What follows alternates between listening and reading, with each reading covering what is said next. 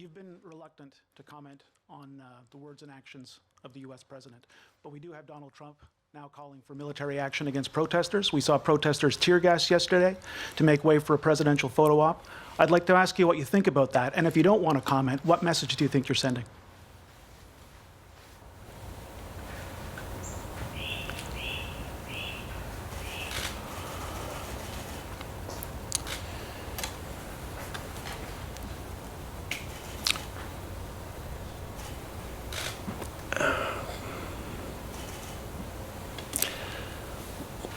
We all watch in horror and consternation what's going on in the United States.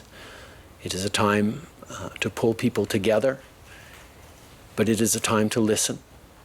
It is a time to learn what injustices continue despite progress over years and decades.